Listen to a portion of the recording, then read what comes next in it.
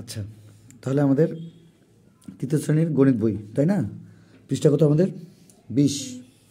আচ্ছা, পৃষ্ঠাটা দিয়ে দিই, তাহলে তোমাদের সুবিধা হবে। পৃষ্ঠা 20। তো 6 নম্বরে যেটি দেওয়া ছিল সেটা হলো, এখানে সংখ্যা আছে আমাদের 5টি।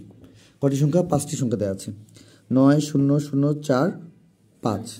তাহলে আমরা যদি এখানে ধরি একক, দশক, শতক, হাজার, অযুত পর্যন্ত, তো অযুতের ঘরে কাকে পেয়েছি? 5। আর এককের ঘরে কাকে পেয়েছি? 9। এখন তুমি কোন পাশ থেকে যাবে? এককের ঘর থেকে যাবে না অযুতের ঘর থেকে? এখানে কিন্তু ফাঁকা দেওয়া আছে, অযুতের ঘরে ফাঁকা, হাজার, শতক, দশক এবং একক। তাহলে এককটা দেখি আগে। তাহলে এককের ঘরে কি 9? 9 থেকে 9 বসিয়ে দিলাম, ঠিক আছে? ফাঁকা ঘর কিন্তু সামনে আছে সবটার, তার মানে এটা কি হবে? সামনে বসবে প্রত্যেকটা। দশক কে আছে? দশকের ঘরে 0, 0 বসিয়ে দিলাম। শতকের ঘরে কে আছে? 0 বসিয়ে দিলাম। হাজারের ঘরে কে আছে? 4 বসিয়ে দিলাম। তাহলে আর কি বাকি থাকলো? 5। তাহলে 5টা এখানে বসিয়ে দেবো। কিন্তু আমরা একটু খেয়াল করবো যে একক, দশক, শতক, হাজার, অযুত। ক্লিয়ার? আচ্ছা, এখন এখানে আমাদের একটা 7 নম্বরে একটা কি আছে, কিছু প্রশ্নের উত্তর দিতে বলা হয়েছে। সেটা হলো 39 শতক, 39 শতক, 122 শতক এবং 2000 কি 9 শতক এ কয়টি শতক আছে, এবং একক, দশক, শতক, হাজার, 91,000 এ কয়টি শতক আছে, এবং যোগ করার ক্ষেত্রে কোন স্থানীয় মান থেকে হিসাব শুরু করতে হবে। এই ধরনের একটি আমাদের 6 নম্বরের একটি প্রশ্ন দেওয়া রয়েছে, ঠিক আছে না? তাহলে আমরা প্রথম যে প্রশ্ন পেয়ে যাচ্ছি 7-এর, সেটা হলো 7-এর 1। 7-এর 1 কী ছিল আমাদের প্রশ্নটা বলো তো? যে 39 শতক, 39 শতক সংখ্যাটি কত, তাই না? তাহলে 39 নেব, শত মানে কি আমাদের বলো? আচ্ছা, শত মানে আমাদের 100।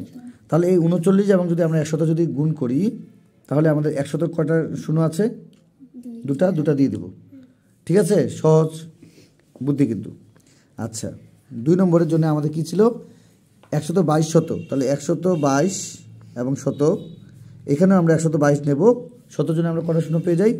দুটা, তাহলে দুটা নিয়ে নেব। ওই গুণ করলে কিন্তু এটাই হবে। আচ্ছা, 3 নম্বরে আমাদের কি বলা হয়েছে? আচ্ছা, 3 নম্বরে আছে কি? 2900 এ কয়টি শতক আছে? তাহলে এটা আমাদের যে কাজটি করতে হবে সেটা হলো 100 দিয়ে ভাগ করতে হবে। কি দিয়ে ভাগ করতে হবে? 100। তাহলে 100 মানে আমরা জানি দুটা শূন্য। তাহলে আমাদের সহজ যে পদ্ধতি সেটা হলো ওই 100 এবং 100-এর মধ্যে দুটা শূন্য আছে না, যদি আমরা কেটে দিই তাহলে আমাদের কত দাঁড়াচ্ছে? 29। তাহলে এখানে আমাদের উত্তর হবে 29 শতক। এটাকে আমরা সংখ্যায় কী করতে পারি? 29 শতক। আচ্ছা, এবং 4 নম্বরে আমাদের যেটি দেওয়া আছে সেটা হলো 91, আমাদের 3টা শূন্য আছে। তাহলে এখানে আমাদের শত বলেছে, কয়টি শতক আছে? তাহলে 100 সমান কয়টি শূন্য? দুটা শূন্য। তাহলে দুটা শূন্য কেটে দেব, ভাগ যেহেতু কেটে দেব, আর গুণ হলে আমাদের বৃদ্ধি হতো। আচ্ছা, তাহলে দুটা যদি আমরা কেটে নেই তাহলে আমাদের কত দাঁড়ালো? 910। তাহলে এটা উত্তর হবে 910 শতক। ক্লিয়ার? 910 শতক। আচ্ছা, তো আমরা একটু দেখে নিই। এখানে আমাদের এটা 6 হবে, হ্যাঁ, আর এটা আমাদের 5-এর 6, ঠিক আছে? এটা 19 পৃষ্ঠায় রয়েছে। তাহলে আমরা এখন 7 নম্বরটা দেখি। আমাদের 7 নম্বরে কী দেওয়া আছে? খালি ঘরে সংখ্যা লিখি। খালি ঘরে সংখ্যা লিখি। খালি ঘরে সংখ্যা লিখি। কীভাবে দেওয়া আছে একটু দেখি। এখানে দেওয়া আছে 0, তারপরে এখানে 100, এখানে ফাঁকা ঘর, এখানে 300, এখানে ফাঁকা ঘর 600, ঠিক আছে না? তাহলে একটু আমরা দেখে নেব যে এখানে আমাদের কয়টা করে দাগ আছে, ঠিক আছে? এদিকে 1, 2, 3, 4, 5, আবার এখানে 1, 2, 3, 4, 5, অর্থাৎ 10। এটা কিন্তু বাদ, এটা তো শূন্যই। যদি আমরা আবার শূন্য এটা যদি শূন্য ধরি তাহলে এখানে কত? 1 থেকে শুরু করব। 1 থেকে এই পর্যন্ত যেতে কটার সংখ্যা পেলাম আমরা? 10। তাহলে এখানে কত আছে? 100। কত আছে? 100। তাহলে এক একটা ঘরের মান কত? এটাকে বলো। 10। এই তো, সুন্দর, থ্যাংক ইউ। তাহলে আমাদের এক একটির 10 পেয়ে যাচ্ছি, এক একটির জন্য কত পেয়ে যাচ্ছি? 10। আচ্ছা, তাহলে এটা আমরা তুলছি না, আমরা বইয়ে একটু দেখে নেব। পেন্সিলটা দেখি। হ্যাঁ, এখানে যদি 100 হয় তাহলে এখানে আবার এক একটার জন্য কত? 10 10 না? এক একটার জন্য কত? 10 না? তাহলে একটু গুনো। 10 20 30 40 50 60 70 80 90 100, অর্থাৎ 100। আবার 110 120 130 হবে না? তাহলে 40 50 60 70 80 90 100। তাহলে 100 আর 100 কত হলো? 200। তাহলে এখানে আমাদের কত বসবে? 200 বসবে। ঠিক আছে। এখন আবার এখানে 300 আছে, তার মানে আবার গুনবো। 1 2 3 4 5 6 7 8 9 10, অর্থাৎ 400। 400। আবার 10 20 30 40 50 60 70 80 90 100, অর্থাৎ 500। এখানে 600 দেওয়া আছে, শেষে কত দেওয়া আছে? 600। মিলেছে কি? সমস্যা আছে না? আচ্ছা, এখন আমরা পরেরটাতে চলে যাই। দেখো এখানে দেওয়া আছে কি? 2300, মানে এটাকে বলা হয়েছে 2300।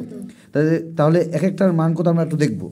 তাহলে এখানে যদি 10 20 30 40 50 60 70 80 90 100, 100 যদি হয় 100 আর 2300 কত? 2400। আচ্ছা, এখন এখানে দেখি আবার 10 20 30 40 50 60 70 80 90 100, 2500 মিলছে। তার মানে আমরা এখানেও এক একটির মান কত পাচ্ছি? 10 করে। এক একটি দাগের জন্য কয়টি করে পাচ্ছি? 10, বা এক একটি সংখ্যার জন্য কিন্তু আমরা 10 পেয়ে যাচ্ছি। তার মানে এখানে কত হবে? 2400, ঠিক না? 2500, 2600, 2700। হ্যাঁ, বলো 2800 এবং 2900। কেন? যে আমরা শেষেরটি পেয়েছি। যদি এখন এইভাবে হতো যে 2500 না, এক একটির মান কত? 10, এক একটি সংখ্যার জন্য 10। এইখানে যদি একটা ফাঁকা থাকতো তাহলে 2500 তো আছেই, 500, 2500। তারপর কি হলো? 10 20 30 40 50, তাহলে কত হতো? 2550। সহজই হয়ে গেল। আবার এখানে না হয়ে যদি এখানে হতো 2650, আবার 2700, যেমন আমরা বলি 2000, যেমন 700কে 2700 বলি, ঠিক সেটা। আবার 2000 কত? 800। এখানে যদি থাকতো 2820। কি সহজ না কঠিন? সহজ। আচ্ছা, এখন এখানে বলেছে একটি সংখ্যা এত থেকে 1 বেশি। তাহলে যখনই 1 বেশি বলবে, 2 বেশি বলবে, 3 বেশি বলবে, এটা যোগ করবো না বিয়োগ করবো? যোগ করবো। তাহলে এই 12999কে 1 দিয়ে কি করবো? যোগ করবো। যোগ করে যা হবে তাই না? প্রথমটার জন্যে যা হবে তাই। 13,000 হলে 13,000, 14,000 হলে 14,000, 15,000 হলে 15,000। এটা তোমাদেরকে নিয়মটা বলে দিচ্ছি। আবার একটি সংখ্যা একক দশক শতক 30,000 থেকে 1 কম, 30,000 থেকে 1 কম, তাহলে কি করবো? যোগ করবো না বিয়োগ করবো? যোগ করবো না বিয়োগ করবো? তাহলে 1 বিয়োগ করবো। এখন কি তোমাদের যোগ বিয়োগ শেখাবো? না। আচ্ছা, একটি সংখ্যা আবার এখানে বলেছে 10,000 থেকে 10 কম। আমরা এটা একটু দেখে নেই, আর তারপর আমরা এখন উত্তর আবার দেখাবো কীভাবে আমরা সহজে করতে পারবো। তাহলে একটি সংখ্যা 10,000 থেকে 10 কম। 10 কম মানে কি? যোগ না বিয়োগ? বিয়োগ। তাহলে 10,000 থেকে 10 কি করবো? যোগ করবো না বিয়োগ করবো? বিয়োগ করে যা হবে তাই। একটি সংখ্যা 49,990 থেকে 10 বেশি, তাহলে কি করতে হবে? যোগ না বিয়োগ? যোগ। একটি সংখ্যা 79,900 থেকে 100 বেশি, তা যোগ করবো না বিয়োগ করবো? যোগ করবো। ঠিক আছে। এখন আমরা রাফটা দেখি। এখন দেখো কি এটা ছিল না?